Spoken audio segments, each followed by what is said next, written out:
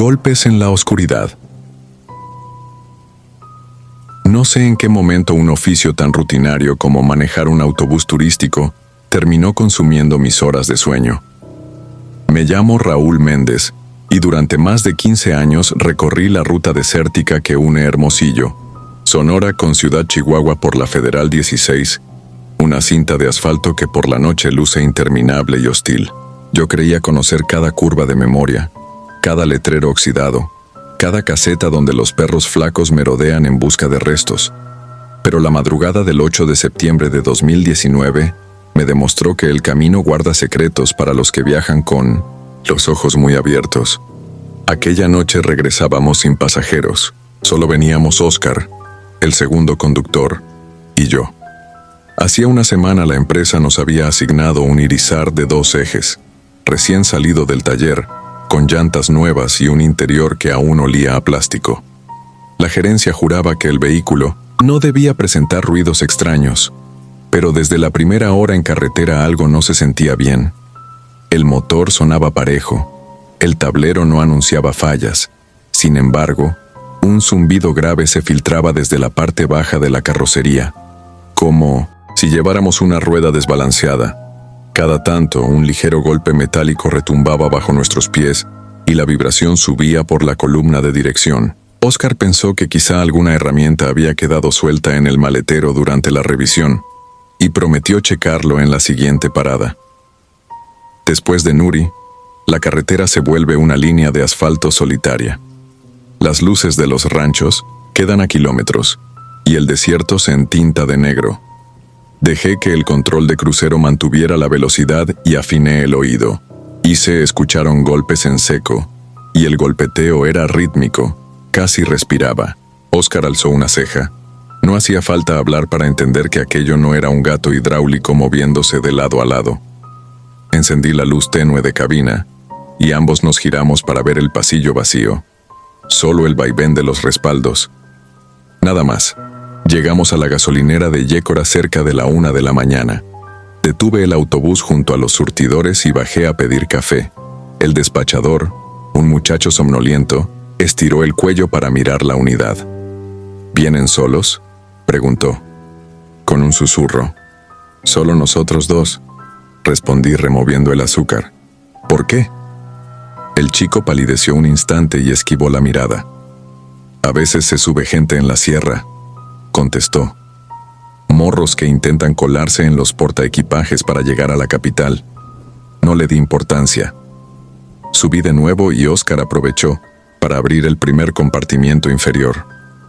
Colocó un pie en el estribo, giró la llave de las compuertas y los cilindros neumáticos expulsaron aire caliente. Cuando la tapa basculó, un olor rancio golpeó nuestras narices. Una mezcla de grasa quemada y sudor añejo. Como la ropa húmeda guardada demasiado tiempo, el interior estaba vacío, impecable incluso con el piso metálico recién lavado. Oscar soltó un chiflido incómodo. «No hay nada, Raúl, pero huele a viejo». Cerró. Ya no escuchamos golpes, así que continuamos. A las 3:20 la noche, se apretó todavía más. No había luna, solo un cielo sin estrellas. El reflector del tablero iluminaba mis manos, y mis nudillos se veían casi blancos en el volante. Sin aviso, 3 golpes secos resonaron justo debajo de mis pies, tan fuertes que los pedales vibraron. Pisé embrague y freno al mismo tiempo. Todo el marco frontal chirrió. Oscar se incorporó. «Fue justo aquí», dijo, clavando el dedo en 1900 en el piso. Antes de que pudiera responder, el sistema de aire acondicionado se apagó por completo y la cabina quedó en un silencio espeso. No era solo la ausencia del motor del clima. Era un silencio total, un vacío auditivo que me zumbó en los oídos como un colapso de presión. Nadie que conduzca de noche quiere quedarse sin ruido de fondo. Uno siente que el cerebro se detiene, junto con los ventiladores. Encendí la luz principal del pasillo. Por un segundo creí ver algo moverse al fondo, junto a la última fila de asientos. Un destello, un reflejo, tal vez la propia luz rebotando en el cristal trasero. Pero juro que una silueta delgada se dobló sobre sí misma y desapareció. Parpadeé. No volví a verla. Oscar insistió en ir a la parte trasera. Tomó el extintor corto, se escabulló pasillo abajo y regresó en menos de 1 minuto, temblando. Raúl, hay huellas de manos en la ventana, por dentro, como si alguien hubiera empujado el vidrio. Decidí detenernos de nuevo, esta vez en plena carretera. Encendí las luces de emergencia y rodé hasta el arcén. Salimos con las lámparas frontales y revisamos cada escotilla. Nada, pero el olor rancio había vuelto, más denso, impregnando la carrocería como si emanara del metal. Fue entonces cuando escuché una tos sorda provenir de algún lugar bajo el chasis. No un fallo del aire, sino la clara expiración de un pecho congestionado. Oscar me miró con ojos desorbitados. No teníamos cobertura para llamar al supervisor, solo quedaba continuar y llegar cuanto antes al paradero de la Junta, donde hay señal y guardia. Sin embargo, los kilómetros siguientes se transformaron en un descenso al absurdo. Primero, el velocímetro comenzó a fluctuar, subiendo y bajando 15 kilómetros por hora aun cuando no tocaba el acelerador. Luego, el panel de anuncios para los pasajeros se encendió solo, proyectando en la pantalla negra la palabra ocupado en rojo intermitente. Ese letrero solo aparece cuando alguna puerta está abierta en marcha. Verlo encendido con todas las compuertas cerradas me heló la piel. Oscar se negó a dormir. Se sentó detrás de mí, en el primer asiento, con los brazos cruzados. Cada cierto tiempo miraba el techo. Me di cuenta de que lo hacía porque escuchaba pasos allá arriba, pasos suaves que recorren el pasillo tratando de no hacer crujir nada. Yo también los oí poco después, un repiqueteo leve, como si alguien descalzo se moviera despacio, calculando cada pisada. Imaginé a un pasajero colado, pero no había dónde esconderse. Habríamos visto su silueta desde el espejo retrovisor interior. Miré el espejo varias veces, los asientos vacíos, el pasillo limpio, excepto porque el tercer asiento del lado derecho tenía el descansa-cabeza hundido hacia adelante, como si alguien se inclinara para mirar el pasillo. Recordé al despachador preguntando si veníamos solos, y recordé historias de coyotes que suben a migrantes por la frontera de Sonora. A veces los convencen de viajar gratis en el maletero con tal de evitar filtros. Cuando llegamos a Chihuahua, cuentan, algunos salen casi sin aire, otros no salen, nunca. Pensé en ello y me estrujó el estómago. El tramo final antes de la Junta es curvo y desciende entre montes. Al entrar en la primera curva, algo golpeó el techo con tanta fuerza que los focos fluorescentes parpadearon.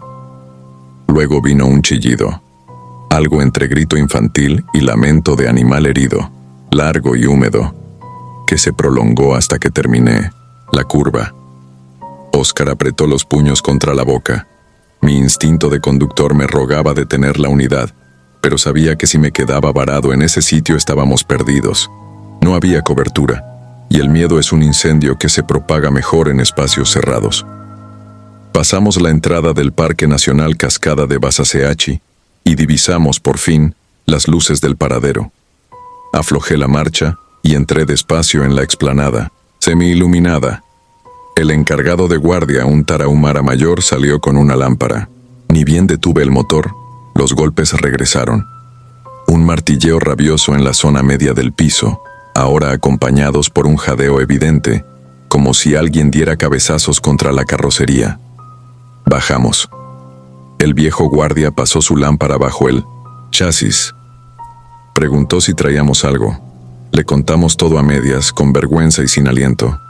Él nos estudió con escepticismo, pero abrió la compuerta central del maletero. La tapa se levantó apenas 15 centímetros y se atoró, como si algo pesara contra el mecanismo. Entre los tres tiramos. Cuando por fin liberamos la tapa, una bocanada de aire glacial nos azotó la cara, cargada de un olor a metal oxidado y salmuera. Al enfocar con la lámpara, observamos gotas oscuras salpicadas por las paredes, extendiéndose en vetas hasta el piso. Oscar tocó una. Era espesa y pegajosa. Su pulgar quedó manchado de un líquido amarronado que olía a sangre descompuesta. El guardia retrocedió persignándose. Nos ordenó cerrar y no volver a abrir. Ni siquiera quiso reportarlo. Dijo que en la sierra habitan cosas que uno no debe retar. Dormimos en la sala de conductores, con la puerta atrancada. A las 5, la empresa envió una grúa. Subieron el autobús y lo llevaron de vuelta a Hermosillo para revisarlo. Nunca supe el diagnóstico oficial. La unidad desapareció de la lista de flota. A la semana siguiente nos asignaron otro vehículo sin explicaciones. Hice mi propia investigación a través de un ex mecánico de la base. Él me contó que, meses antes de que me entregaran aquel Irizar, la Guardia Nacional interceptó a un grupo que traficaba personas. Hallaron un autobús idéntico abandonado en un camino rural cerca de Opodepe. Dentro, el motor estaba intacto, el tanque lleno, pero había restos humanos en el maletero. 2 muchachos provenientes de Centroamérica, encerrados para cruzar retenes nocturnos. Murieron asfixiados cuando los conductores los abandonaron tras divisar un operativo. La empresa obtuvo esa unidad en una subasta después de la investigación, la repintó y la regresó a ruta sin avisar a nadie. Entendí entonces por qué el olor no venía de algo mecánico, sino de un recuerdo impregnado en el metal. Comprendí por qué los golpes emergían cuando la carretera quedaba vacía, por qué las voces, que nosotros confundimos con zumbidos, rogaban cada noche detenernos y abrir la compuerta. Tal vez los muchachos no buscaron venganza. Querían aire, querían que alguien los viera. Esa revelación me obligó a renunciar. Nunca más manejé de noche. Presa del camino. Nunca pensé que una ruta tan sencilla me marcaría para siempre. Me llamo Mauricio Infante y durante más de 15 años he conducido autobuses de larga distancia entre Mérida y Villahermosa. Era 2011, temporada baja, y la mayoría de la gente prefería viajar de día, así que ese turno nocturno me lo asignaron casi como castigo por un intercambio con otro chofer. El plan era salir de Mérida a las 22, cruzar Campeche y alcanzar Villahermosa antes del amanecer para reportar unidad limpia y regresar vacío al mediodía siguiente. Conocía cada curva, cada señal, incluso los baches que nunca parchaban, pero esa noche algo iba a quebrar la rutina. A eso de la 1 de la mañana ya habíamos dejado atrás Champotón. Llevaba solo 18 pasajeros, casi todos dormidos. La carretera federal se extendía como una cinta negra brillante bajo la luz tenue de los faros, y el monte yucateco se amontonaba a los costados, húmedo, espeso, con ese olor a salitre y tierra que se cuela incluso por las ventanillas cerradas. Me mantenía alerta con café frío y la radio en volumen bajo. La señal de FM empezó a crujir hasta perderse en estática y me quedé en silencio con el murmullo del motor como único compañero. Era común allí, no le di importancia. Kilómetro 158, el tramo más solitario antes de la desviación a Sabancuí. El aire acondicionado marcaba 22 grados y sin embargo sentí un escalofrío en la nuca. Vi por el espejo retrovisor que un par de luces interiores parpadeaban, nada grave, quizá un falso contacto. Segundos después los faros delanteros iluminaron algo tendido sobre el pavimento. Instintivamente pisé el freno, la carrocería vibró mientras sujetaba el volante y el autobús se detuvo con un chirrido seco que arrancó a los pasajeros de su sueño. Frente a nosotros yacía un caballo oscuro, patas rígidas, sin rastro de sangre, como si hubiera caído muerto del cielo. Detuve el motor para no sobrecalentarlo y encendí las intermitentes. Mientras evaluaba cómo rodear aquel obstáculo percibí movimiento en la maleza, algo grande que se ocultaba entre los troncos retorcidos. No quise bajar, era zona de monte denso y yo estaba solo. Arranqué de nuevo, di un ligero volantazo y logré pasar apenas rozando la línea amarilla. Aún no sabía que aquel animal muerto era apenas la antesala. No habían pasado 2 minutos cuando el tablero se iluminó con la alarma de la puerta del equipaje, iluminación roja intermitente que exigía detenerse. Frené con cuidado, coloqué neutral y activé el freno de mano. El autobús quedó en silencio absoluto en medio de una penumbra húmeda. Me puse el chaleco fluorescente, introduje el pasador de seguridad en la puerta delantera para que nadie bajara y caminé por el pasillo hacia la escotilla trasera para asomarme por la ventana posterior. El compartimento de equipaje estaba abierto, colgando como una boca desencajada, sin ruidos, sin señales de robo. Cuando regresé a mi asiento, la ventana panorámica reflejó algo que no era mío, sombras arqueadas, largas, colocadas a 3 metros de la carrocería, casi humanas, aunque demasiado delgadas. Respiré hondo, miré fijamente, pero ya no estaban. Debía cerrar ese compartimento antes de dañarlo con el vaivén, así que me armé de valor, bajé por la escalerilla y pisé el asfalto caliente que aún conservaba el calor del día. El monte exhalaba un vapor denso, la linterna de mano apenas cortaba la neblina baja. Caminé hasta la compuerta lateral, la alcé con un golpe y la aseguré con el pestillo. Al enderezarme escuché pasos rápidos sobre gravilla, volteé apenas a tiempo para ver algo cruzar de izquierda a derecha, con zancadas demasiado largas, piel grisácea que relucía bajo la luz fría de la linterna.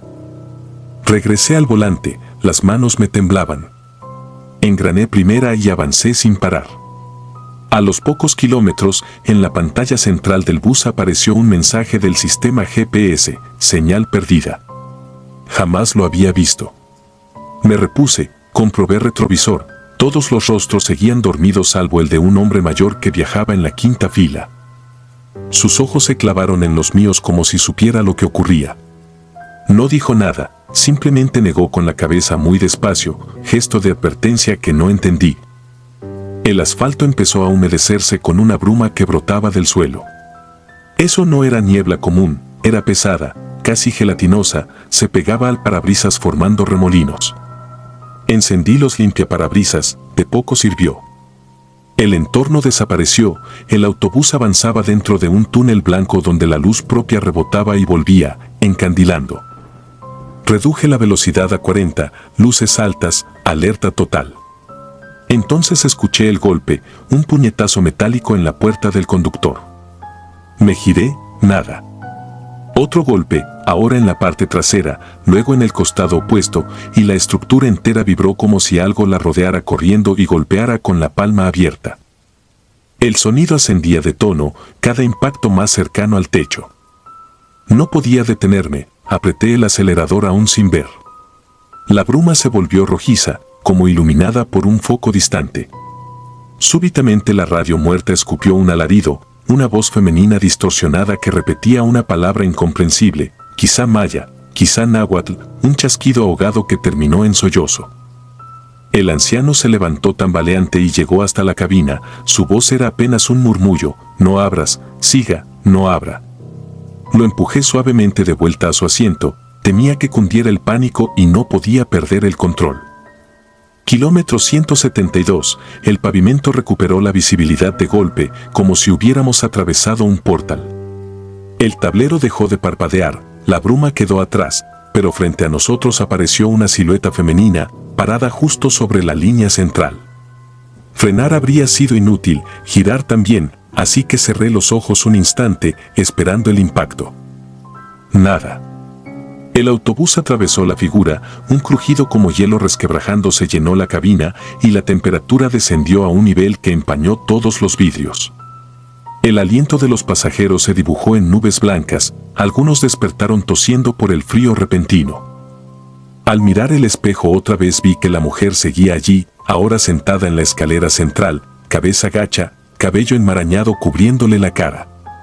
No entiendo cómo había entrado. Mi primera reacción fue frenar, pero la respiración de la señora del asiento 12B se detuvo con un gemido. Sus pulmones parecieron expulsar un aire negro que se condensó en hilillos pegajosos y se deslizó por el pasillo hacia aquella intrusa. El anciano gritó algo que sonó a oración, le pedí que se calmara, pero él alzó un rosario tembloroso y lo señaló a la figura, sin palabras, como si eso bastara. De pronto todos los compartimentos superiores se abrieron simultáneos, vómito de maletas y chamarras que cayeron sobre los pasajeros, creando caos y golpes. Ignoré las quejas, debía sacar a esa cosa. Quise levantarme y la puerta de la cabina se cerró sola, bloqueándome. El autobús se aceleró por sí mismo hasta los 90 kilómetros por hora, mis pies, clavados al piso, apenas tocaban los pedales. Yo no conducía más. El motor rugía, Los faros iluminaban curvas imposibles, asfalto que se retorcía como serpiente, señalética que aparecía en un idioma desconocido. Sentí que las llantas dejaban de rodar sobre algo sólido, levitábamos a centímetros del camino mientras la velocidad subía. El timón giraba lentamente por su cuenta, siempre al centro, corrigiendo. La mujer levantó la cabeza, sus ojos eran dos huecos, como cavidades de arcilla húmeda, de ellas brotaba un líquido espeso que escurría y dejaba un rastro sobre los escalones, manchando alfombra y zapatillas. Al tocar suelo aquel fluido se convertía en insectos diminutos que corrían bajo los asientos. Volví a concentrarme en el parabrisas, no había carretera, avanzábamos sobre una llanura ceniza iluminada por un resplandor que no tenía origen. En la distancia, centenares de figuras flacas nos observaban, agazapadas. Cada golpe en la carrocería regresó, cientos de puños invisibles pidiendo entrar. El anciano forcejeó con la puerta del autobús, gritó nombres de santos que nunca había escuchado y finalmente se desplomó, las venas de su cuello marcadas por dentro, como si algo lo estrangulara desde el esófago. Mi instinto se reveló, debía retomar el control. Coloqué ambas manos en el volante, recité la rutina mecánica de arranque como un mantra y giré la llave de encendido otra vez. El sistema se reinició con destellos, la pantalla del tablero titiló y de pronto mostró el logo de la marca, emerger en azul, como si hubiéramos apagado y encendido en pleno viaje. Las ruedas volvieron a sentir el asfalto, la inercia me empujó hacia el frente al recuperar fricción real. Vi la salida a Ciudad del Carmen a escasos 100 metros y desvié, escapando del carril principal. El autobús recobró su peso normal, la gravedad nos ancló. La figura ya no estaba. El aire se calentó tanto que los cristales sudaron.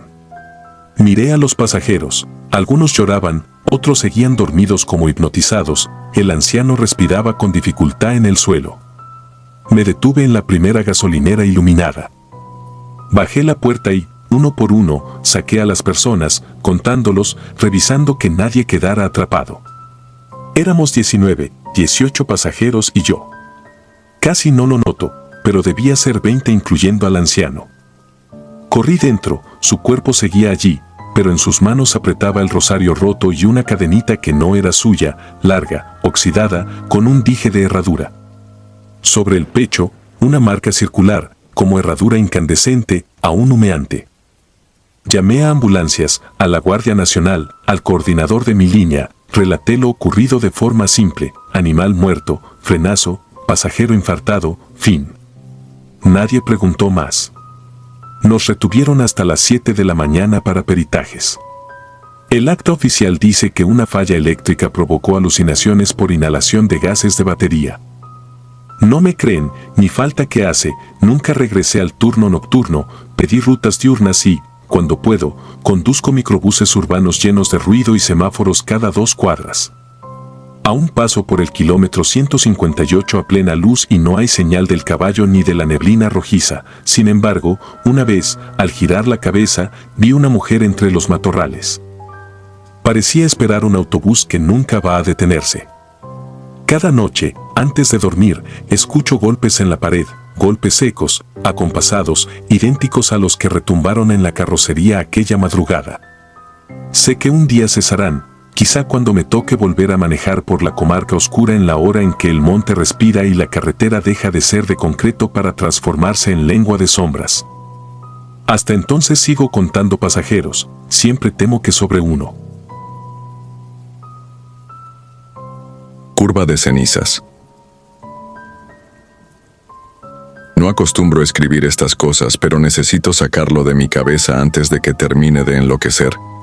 Mi nombre ya no importa. Bastará con decir que, hasta la mañana del 17 de mayo de 2019, era chofer de la línea interestatal Piedra Azul. Conocía de memoria la ruta Mazatlán-Durango, incluido ese tramo infame que los veteranos llamamos la Espina del Diablo, un serpenteo de precipicios, túneles húmedos y curvas afiladas como la navaja de un barbero descuidado. Aquel viernes tomé el turno que nadie quería, salida 22:40 horas desde la Central Nueva, llegada estimada 04:30 horas a Durango. Llevaba 27 pasajeros y un segundo, Operador dormitando en la litera de la cabina. El aire acondicionado emitía un zumbido grave, casi pulmonar, que me recordaba el resuello de mi abuelo cuando agonizaba. Quizá por eso, desde la terminal sentí el mismo presentimiento que me visita antes de un derrumbe. Algo invisible se apoyaba en mis hombros, lento pero firme, y me obligaba a tensar las piernas en el pedal como quien se prepara para un frenón inexistente. A las 0007h superamos la caseta de Mesillas. Todavía había risas bajas en la fila central, olor a papitas y a suéter mojado. Acababa de lloviznar. Para distraerme, encendí el reproductor y dejé correr un disco antiguo de baladas norteñas. En la pantalla del panel, las notas verdes del tacómetro se mecían dentro de los parámetros correctos. 84 km/h, motor a 1900 RPM. Todo era rutina, hasta que la niebla apareció. No era la bruma ligera que abraza la sierra en temporada de lluvias. Era una niebla espesa, preñada de partículas calientes como si la noche transpirara. Bajé la velocidad a 60 km/h, encendí luces auxiliares y mantuve la distancia respecto a un tráiler que se adivinaba 2 curvas adelante. Entonces noté otra cosa: el silencio. La música seguía sonando, sí, pero no había susurros, carcajadas ni crujir de bolsas. Me volteé un instante. Todos dormían, incluso el adolescente que 15 minutos antes filmaba historias con su celular. El autobús parecía un mausoleo sobre ruedas. Seguí avanzando. En el retrovisor interior detecté un solo ojo abierto. Una muchacha de sudadera, azul en la fila 5, lado ventanilla. No se movía, solo me miraba sin parpadear como si esperara que yo pronunciara algo que no recordaba. Tragué saliva y devolví la mirada al asfalto. La niebla se espesó hasta borrar las líneas blancas. Kilómetro. 115, la curva Pagüey. Llevaba años transitándola. Sabía que exigía un giro exacto de volante, una reducción breve a segunda y un acelerón suave para salir ileso. Bajé aún más la marcha. Fue entonces cuando vi la primera sombra. Saltó desde la cuneta, a metro y medio del parabrisas, una silueta de hombre sin rasgos hecha de humo, que se desplomó sobre el carril contrario y se disipó. Instintivamente clavé el pie en el freno y toqué claxon con todas mis fuerzas. El bus obedeció, chirriando como un animal eviscerado. Pero no se detuvo del todo. Las llantas traseras patinaron sobre gravilla húmeda y la unidad se ladeó hacia la barranca. Escuché el crujido metálico, un estruendo súbito, y el mundo giró. Cuando abrí los ojos, aún sentado al volante, el olor a diésel frito y a plástico quemado me inundó la boca. Las luces de emergencia destellaban en rojo y el parabrisas estaba hecho añicos. Me sangraban las cejas y tenía la clavícula derecha aullando, tal vez fracturada. Sentí un calor intolerable. El motor chisporroteaba y el combustible goteaba sobre el bloque incandescente. Por un segundo imaginé a mis pasajeros de pie, empujando la puerta gritando mi nombre. No escuché nada, solo un siseo continuo, similar a vapor escapando de una olla. Intenté incorporarme. El cinturón de seguridad, único protocolo que siempre cumplía, me apretaba el pecho como un brazo de hierro. Extendí la mano izquierda para liberar la hebilla, pero los dedos hormigueaban sin fuerza. Del fondo del pasillo, entre asientos volcados, emergió entonces un resplandor ámbar, tenue, casi líquido. Se deslizó hasta mí como si la oscuridad chupara la luz y la regurgitara en cámara lenta. Dentro del resplandor distinguí figuras, no rostros, sino huecos donde deberían existir los ojos. Cada figura cargaba en brazos el recuerdo carbonizado de sí misma. Un niño todavía abrazado a su mochila, una anciana sosteniendo un rosario derretido, un hombre con auriculares fundidos contra el cráneo. Caminaban en absoluto silencio. Me invadió un pánico ancestral. Quise suplicarles ayuda, pero la voz se quebró antes de nacer. Entonces, la muchacha de sudadera azul apareció de la nada junto a mi asiento. Sus botas crujieron sobre los vidrios, rotos. Tenía la piel demasiado pálida, como encerada, y los labios violáceos. Se inclinó hacia mí. Su aliento olía a tierra mojada y ozono. No dijo palabra, solo colocó ambas manos en mi pecho. Sentí el contacto gélido traspasar la camisa como un cubetazo de agua helada. Ella empujó. Yo salí disparado por la puerta de servicio, que milagrosamente estaba encajada a medias. Rodé 3 o 4 metros por la grava. El impacto me nubló la vista, pero pude girar el cuello a tiempo para ver cómo el resplandor ámbar inundaba todo el interior. Luego vino la explosión. Una llamarada que coloreó la niebla de naranja y proyectó sombras gigantescas sobre los pinos. El rugido fue tan brutal que pensé que me reventarían los tímpanos. Quedé de espaldas, con la luz del incendio reflejada en las nubes bajas. El silencio volvió, interrumpido solo por chasquidos de metal contrayéndose. Traté de incorporarme, fallé, y me quedé mirando el costado humeante de la unidad. Entre las llamas se formaron remolinos que parecían danzar. En uno de ellos vi el perfil de la muchacha, de pie en la puerta, intacta. Levantó la mano derecha, como despidiéndose, y se desdibujó mientras el techo colapsaba. No recuerdo mucho después. Sé que una camioneta de la Guardia Nacional me encontró cerca de la 0200H, vagando a tientas por la cinta asfáltica, cubierto de hollín y sangre seca. No traía teléfono, ni cartera, ni memoria coherente. Solo repetía la misma frase: ella me sacó. Los agentes asumieron que hablaba de alguna pasajera sobreviviente, pero al revisar el manifest o comprobaron que en la fila 5 viajaba un hombre, no una mujer, y que el asiento terminó prensado contra la caja de velocidades. Pasé 2 noches en el hospital de El Salto. Los médicos diagnosticaron contusiones, costillas fisuradas y estrés postraumático. Los psicólogos se enfocaron en la distorsión de la memoria, típica de un siniestro así.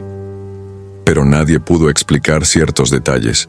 El cinturón aún abrochado pese a que aparecía a 10 metros de la cabina, la hebilla cortada como si hubiera cedido por corrosión instantánea, y sobre todo, la marca violácea de 2 manos pequeñas impresas en mi camisa, justo donde la muchacha me empujó. Las telas ignífugas suelen resistir quemaduras ligeras.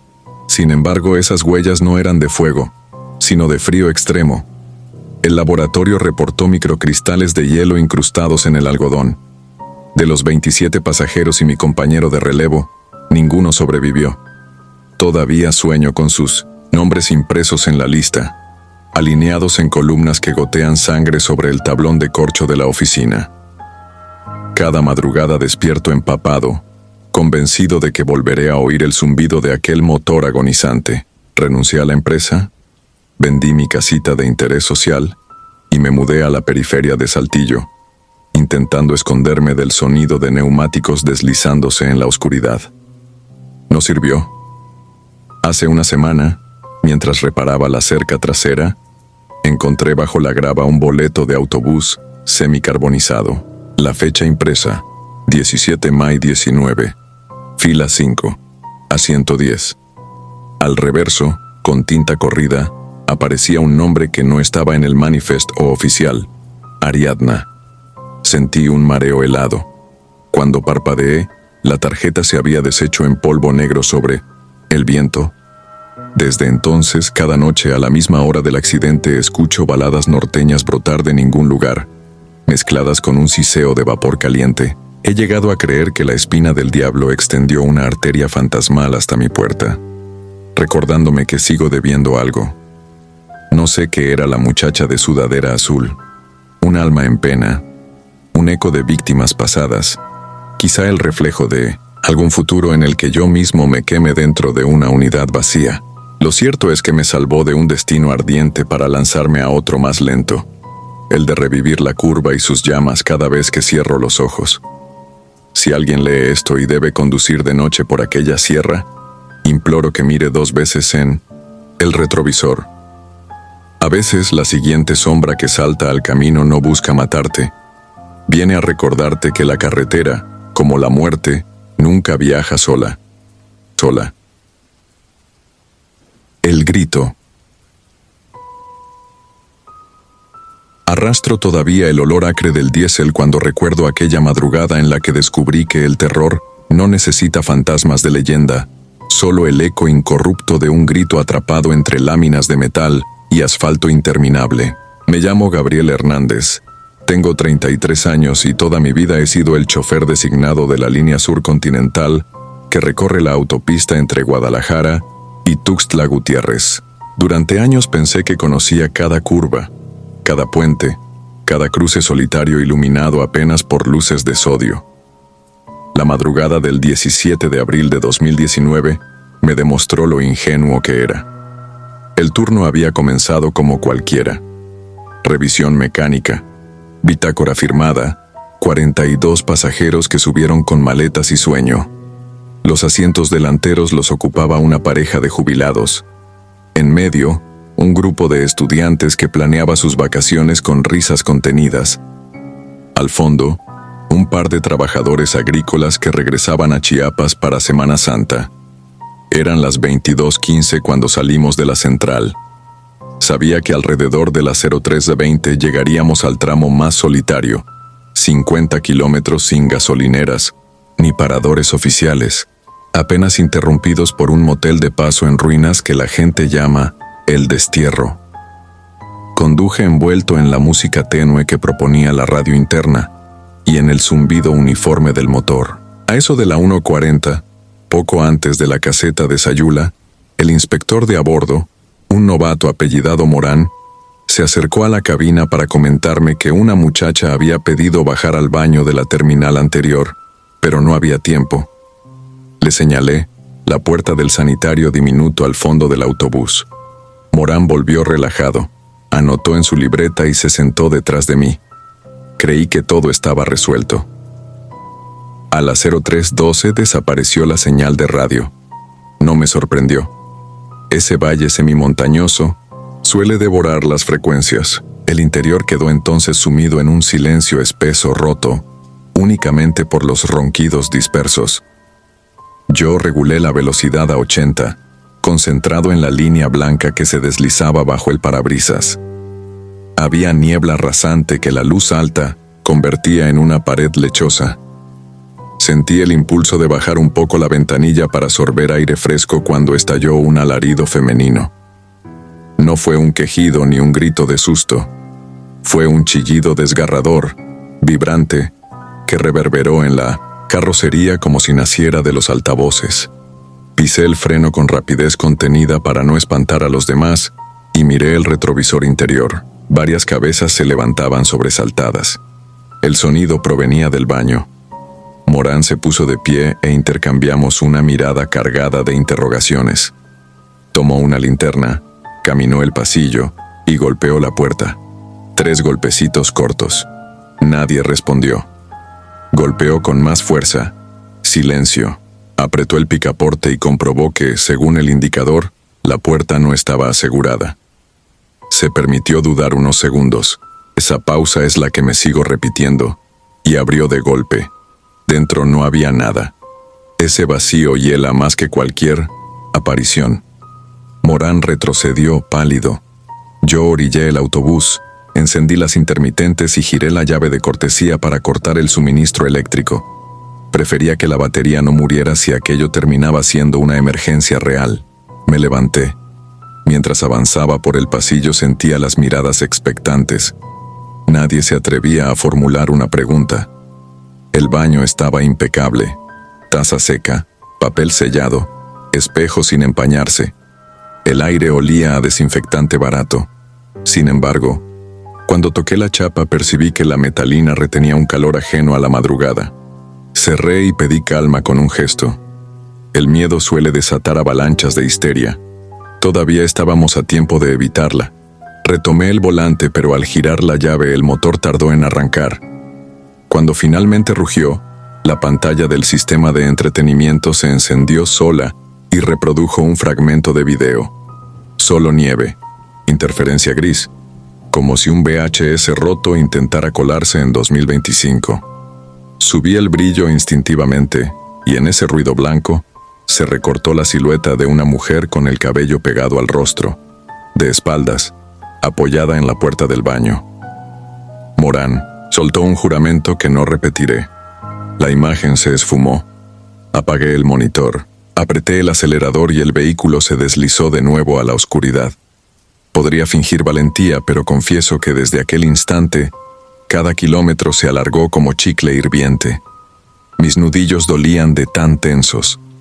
A mis espaldas, los pasajeros fingían reacomodarse, pero la mayoría permanecía despierta, hundidos en ese mutismo que antecede a los temblores. Apenas 15 minutos después, mientras transitábamos por el puente del kilómetro 47, el alarido regresó, esta vez más agudo, acompañado de golpes secos contra la puerta del sanitario. No reduje la marcha. Intuí que si nos deteníamos, allí podíamos quedar varados en mitad de la nada con algo que no comprendíamos. El sonido cesó tan abruptamente como comenzó. Morán, con voz temblorosa, me pidió que le contara si yo sabía algo de la ruta. Dije lo que todo veterano rehúye mencionar. 4 años antes, un comando armado había interceptado el autobús ETC-14, el mismo chasis, misma placa, renovado y reasignado cuando se reparó, para secuestrar a 2 pasajeros señalados por Mo. Un ajuste de cuentas. Entre el caos, una mujer que viajaba con su hijo se encerró en el baño. Los sicarios la sacaron a culatazos. No perdieron tiempo con ella y la asesinaron allí mismo antes de llevarse al resto de su objetivo. El chofer sobrevivió, pero renunció a la semana. Desde entonces, ciertos compañeros hablaban en corrillos de lamentos nocturnos, del baño que se trababa solo y de sombras vistas en el pasillo. La empresa lo negó siempre. El autobús siguió circulando. Terminé el relato antes de tiempo porque la radio, inerte hasta entonces, soltó un chasquido eléctrico y se llenó de un susurro incomprensible, al que pronto se sumó un llanto infantil. No supe por qué pensé en la mujer asesinada. Tal vez el hijo que quedó huérfano era ahora el eco más doloroso de aquel crimen. Sentí que de algún modo se negaba a abandonar el lugar donde perdió a su madre. Apreté el crucifijo que cuelga del tablero y rogué en silencio.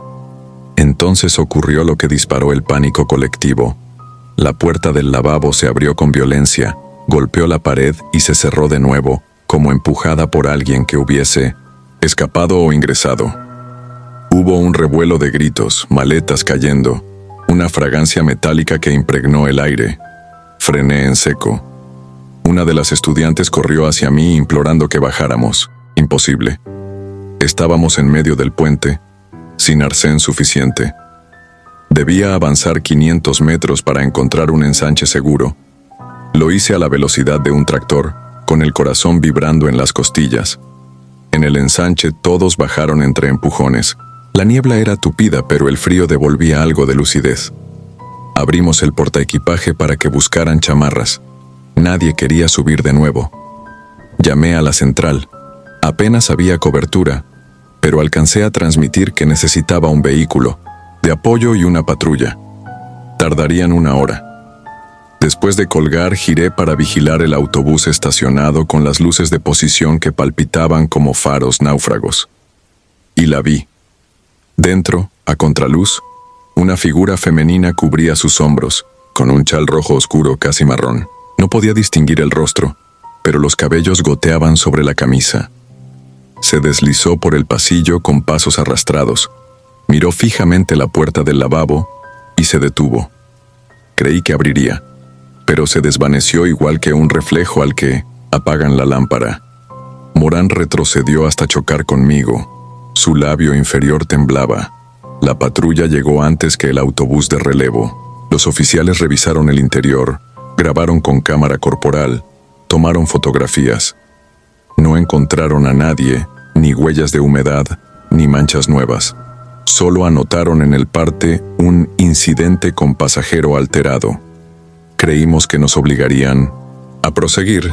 Sin embargo, el jefe de la línea envió una unidad vacía. Los pasajeros abordaron sin protestar. Yo observé cómo arrancaban y se perdían en la penumbra, preguntándome si no transferíamos el problema a otro conductor sin advertirle nada.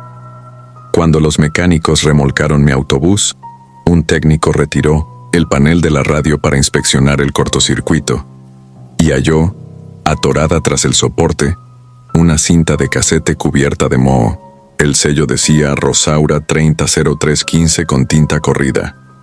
Nadie supo explicar cómo llegó allí. Los sistemas de audio se habían digitalizado una década atrás.